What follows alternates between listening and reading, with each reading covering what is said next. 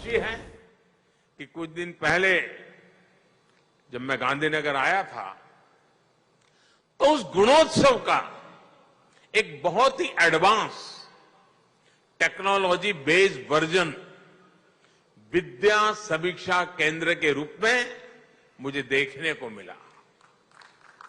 विद्या समीक्षा केंद्रों की आधुनिकता देखकर कोई भी हैरान हो जाएगा और हमारी भारत सरकार ने, हमारे शिक्षा मंत्री ने देश भर के शिक्षा मंत्रियों को और शिक्षा विभाग के अधिकारियों को यहां गांधीनगर बुलाया था और सबके सब ये विद्या समीक्षा केंद्र को घंटों तक उसका अध्ययन करने में लगे थे और बाद में भी राज्यों से डेलीगेशन आते हैं और विद्या समीक्षा केंद्र का अध्ययन करके उस मॉडल को अपने राज्य में ले जाने की कोशिश कर रहे हैं। गुजरात इसके लिए भी अभिनंदन का अधिकारी है। राज्य की पूरी स्कूली शिक्षा के पल पल की जानकारी लेने के लिए एक केंद्रीय व्यवस्था बनाई गई है, एक अभिनव प्रयोग किया गया है।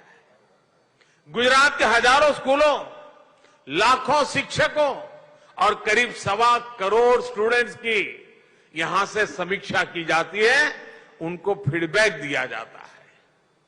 जो डेटा आता है उसका big data analysis, machine learning, artificial intelligence, video wall और ऐसी तकनीक से विश्लेषण किया जाता है।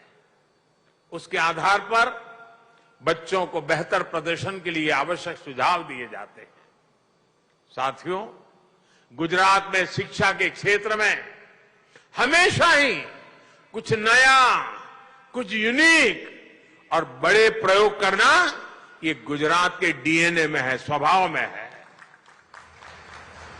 गुजरात में पहली बार teachers training institute of teachers education की स्थापना हमने की थी। चिल्ड्रन यूनिवर्सिटी, दुनिया में एकमात्र यूनिवर्सिटी, चिल्ड्रंस यूनिवर्सिटी, उसके माध्यम से प्री स्कूल एजुकेशन को साइंटिफिक तरीके से डेवलप करना, युगानुकूल बनाना, समयानुकूल बनाना, बदलते हुए युग के अनुसार बालकों को बचपन से ही वो इकोसिस्टम प्रोवाइड करना, उसके लिए भी अनेक नूतन प्रयास हुए। बच्चे खेलकूद की तरफ बढ़े, फिटनेस पर फोकस करें। इसके लिए देश में पहली बार खेल महाकुंभ जैसा आयोजन भी गुजरात ने ही शुरू किया था और उस खेल महाकुंभ का अनुभव देखिए। उसके कारण सरकारी मशीनरी को जो काम करने की आदत बन गई, गुजरात के युवा धन की खेल के प्रति जो रुचि बनी, ये जो इकोसिस्टम तैयार हुआ, उसका परिणाम है कि जब आज बहुत सालों के बाद राष्ट्रीय खेल महोत्सव गुजरात में हुआ, अभी पिछले सप्ताह, मैंने इतनी तारीफ सुनी है, क्योंकि मैं खिलाड़ियों के संपर्क में रहता हूं, उनके कोचिज में संपर्क में रहता हूं, ढेर सारी बधाइयां मुझे दे रहे हैं। मैंने कहा भैया बधाइयां मुझे न दो, आप गुजरात के मुख्यमंत्री और गुजरात सरकार को दीजिए। ये सारा उनका पुरुषार्थ है, उनका परिश्रम है, जिनके कारण इतना बड़ा देश का खेल उत्सव हुआ। और सारे खिलाड़ी कह रहे थे कि साहब हम अंतर्राष्ट्रीय खेलों में जाते हैं और जो हम हॉस्पिटैलिटी और व्यवस्था देखते हैं, गुजरात ने उसी मन लगा के योजनाएं बनाई, हमारा स्वागत सम्मान किया। मैं सचमुच में इस कार्यक्रम को सफल बना करके खेल जगत को गुजरात ने जिस प्रकार से प्रोत्साहित किया है, इस कार्यक्रम को होस्ट करके जो एक नए स्टैंडर्ड प्रस्तावित किए हैं, इसके लिए गुजरात ने देश की बहुत बड़ी सेवा की है। मैं गुजरात के सभी अधिकारियों को, गुजरात सरकार को, गुजरात के खेल जगत के सभी लोगों को हृदय से अभिनंदन करता हूं। साथियों, एक दशक पहले ही गुजरात के 15,000 स्कूलों में टीवी पहुंच चुका था। 20,000 से ज्यादा स्कूलों में कंप्यूटर एडेड लर्निंग लैब्स, ऐसी अनेकों व्यवस्थाएं बहुत साल पहले गुजरात के स्कूलों का अभिन्न अंग बन गई थी। आज गुजरात में 1 करोड़ से अधिक स्टूडेंट्स और 4 लाख से अधिक टीचर्स की ऑनलाइन अटेंडेंस होती है। नए प्रयोगों के इसी सिलसिले को जारी रखते हुए आज गुजरात के 20,000 स्कूल शिक्षा के 5G दौर में प्रवेश करने जा रहे हैं। मिशन स्कूल्स ऑफ एक्सीलेंस के तहत इन स्कूलों में 50,000 नए क्लासरूम, 1 लाख से अधिक स्मार्ट क्लासरूम, इसको आधुनिक रूप में विकसित किया जाएगा। इन स्कूलों में आधुनिक डिजिटल और फिजिकल इंफ्रास्ट्रक्चर तो होगा ही, ये बच्चों के जीवन, उनकी शिक्षा में व्यापक बदलाव का भी अभियान है। यहां बच्चा को सामर्थ्य को बढ़ाने के लिए हर पहलू, हर पक्ष पर काम किया जाएगा।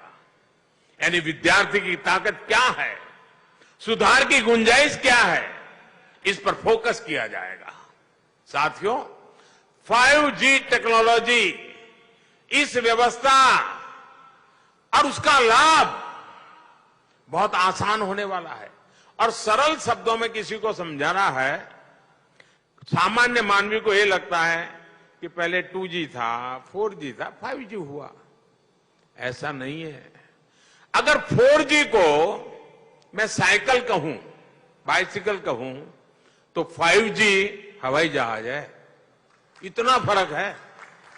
टेक्नोलॉजी को अगर मुझे गांव की भाषा में समझाना है तो मैं ऐसा कहूंगा, 4G था, 5G हुआ। ऐसा नहीं है। अगर 4G को मैं साइकिल कहूं, बाइसिकल कहूं, तो 5G हवाई जहाज है। इतना फर्क है।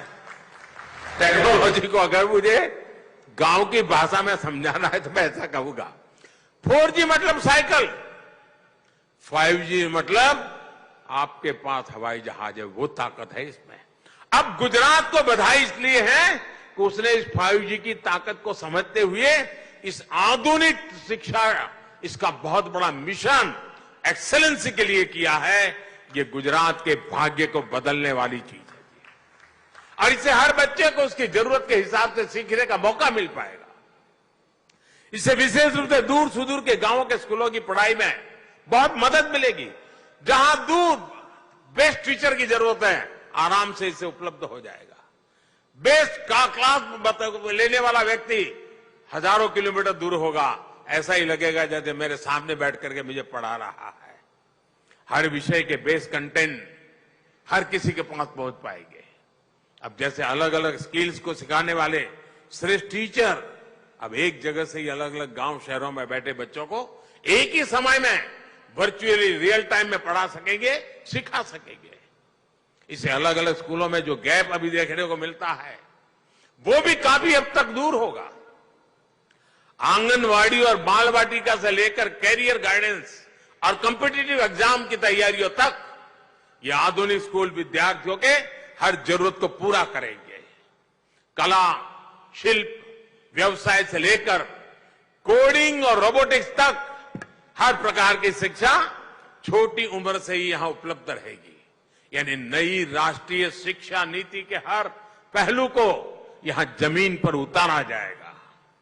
भाई और बहनों, नई राष्ट्रीय शिक्षा नीति के माध्यम से पूरे देश में इसी प्रकार के बदलाव को आज केंद्र सरकार प्रोत्साहित कर रही है। इसलिए केंद्र सरकार ने पूरे देश में 14,500 से अधिक पीएम श्री स्कूल बनाने का भी फैसला किया। ये पायलट प्रोजेक्ट है। हिंदुस्तान के अलग अलग कोनों में इसका शुरुआत होगी, उसको मॉनिटरिंग किया जाएगा और साल भर के अंदर उसमें जो अगर कुछ कमियां हैं, कुछ जोड़ने की जरूरत है, बदलती हुई टेक्नोलॉजी को उसके साथ जोड़ने की जरूरत है, तो उसमें बदलाव करके एक परफेक्ट मॉडल बना करके देश की सबसे ज्यादा स्कूलों में ले जाने का भविष्य में प्रयास किया जाएगा। ये स्कूल पूरे देश में नई एजुकेशन पॉलिसी के लिए मॉडल स्कूल होंगे। केंद्र सरकार इस योजना पर 27,000 करोड़ रुपए खर्च करने जा रही है। नई राष्ट्रीय शिक्षा नीति में जिस प्रकार क्रिटिकल थिंकिंग पर फोकस किया गया है, बच्चों को अपनी ही भाषा में बेहतर शिक्षा का विजन हो, उसको ये स्कूल जमीन पर उतारेंगे। ये एक प्रकार से बाकी स्कूलों के लिए पथ प्रदर्शक के रूप में काम करेंगे। साथियों, आजादी के अमृत महोत्सव में देश ने गुलामी की मानसिकता से मुक्ति का संकल्प लिया है। नई राष्ट्रीय शिक्षा नीति गुलामी की मानसिकता से देश को बाहर निकालकर टैलेंट को, इनोवेशन को निखारने का प्रयास है। अब देखिए, देश में क्या स्थिति बनाकर रख दी गई थी। अंग्रेजी भाषा के ज्ञान को इंटेलिजेंस का पैमाना मान दिया गया था, जबकि भाषा तो सिर्फ संवाद का, कम्युनिकेशन का एक माध्यम पर है। लेकिन इतने दशकों तक भाषा एक ऐसी रुकावट बन गई थी जिसने देश के गांवों में, गरीब परिवारों में प्रतिभा जो थी, जो प्रतिभा का भंडार था, उसका लाभ देश को नहीं मिल पाया। न जाने कितने ही प्रतिभाशाली बच्चे, देशवासी सिर्फ इसलिए डॉक्टर, इंजीनियर नहीं बन पाए क्योंकि उनको जो भाषा समझ आती थी उसमें उनको पढ़ाई का अवसर नहीं मिला। अब ये स्थिति बदली जा रही है। भारतीय भाषाओं में भी साइंस, टेक्नोलॉजी, मेडिकल, इस पढ़ाई के विकल्प अब विद्यार्थियों को मिलना शुरू हो गया। गरीब मां पण છોકરાને અંગ્રેજી શાળામાં ન ભણાવી શકી હોય તો પણ દીકરા દીકરીને ડોક્ટર બનાવવાનું સપનું જોઈ શકે છે અને એની માની ભાષામાં એ બાળક ડોક્ટર પણ બની શકે, એ દિશામાં આપણે કામ કરીએ છીએ જેથી ગરીબના ઘરમાં પણ ડોક્ટર તૈયાર થાય। गुजराती सहित अनेक भारतीय भाषाओं में पाठ्यक्रम बनाने के लिए प्रयास चल रहे हैं। ये विकसित भारत के लिए सबके प्रयास का समय है। देश में ऐसा कोई नहीं होना चाहिए जो किसी भी कारण से छूट जाए। यदि नई नेशनल एजुकेशन पॉलिसी की स्पिरिट है और इसी स्पिरिट को आगे बढ़ाना है। साथियों, शिक्षा पुरातन काल से ही भारत के विकास की धुरी रही है। हम स्वभाव से ही नॉलेज के, ज्ञान के समर्थक रहे हैं और इसलिए हमारे पूर्वजों ने ज्ञान विज्ञान में पहचान बनाई। सैकड़ों वर्ष पहले दुनिया की सर्वश्रेष्ठ यूनिवर्सिटीज बनाई, विशालतम लाइब्रेरी स्थापित की। हालांकि फिर एक दौर आया जब आक्रांताओं ने भारत की संप्रदा को तबाह करने का अभियान छेड़ा, लेकिन शिक्षा को, उस विषय में भारत ने अपने मजबूत इरादों को न छोड़ा, मजबूत आग्रह को कभी नहीं छोड़ा। जुल्म सहे लेकिन शिक्षा का रास्ता नहीं छोड़ा। यही कारण है आज भी ज्ञान विज्ञान की दुनिया में, इनोवेशन में हमारी अलग पहचान है। आजादी के अमृत काल में अपनी प्राचीन प्रतिष्ठा को वापस लाने का अवसर है। भारत के पास दुनिया की श्रेष्ठ नॉलेज इकोनॉमी बनने का भरपूर सामर्थ्य पड़ा है, अवसर भी इंतजार कर रहे हैं। 21वीं सदी में साइंस से जुड़ी, टेक्नोलॉजी से जुड़े अधिकांश इनोवेशन, अधिकांश इन्वेंशन भारत में ही होंगे। और मैं जब कहता हूं उसका कारण मेरे देश के नौजवानों पर, मेरे देश के नौजवानों के टैलेंट पर मेरा भरोसा है। इसलिए ये कहने का मैं साहस कर रहा हूं। इसमें भी गुजरात के पास बहुत बड़ा अवसर है। अभी तक गुजरात की पहचान क्या थी? हम व्यापारी, कारोबारी, एक जगह से माल लेते थे, दूसरी जगह पे बेचते थे और बीच में दलाली से जो मिलता था उससे रोजी रोटी कमाते थे। उसमें से बाहर निकल के गुजरात धीरे धीरे मैन्युफैक्चरिंग के क्षेत्र में अपना नाम कमाने लगा और अब 21वीं सदी में गुजरात देश के नॉलेज हब के रूप में, इनोवेशन हब के रूप में विकसित हो रहा है। मुझे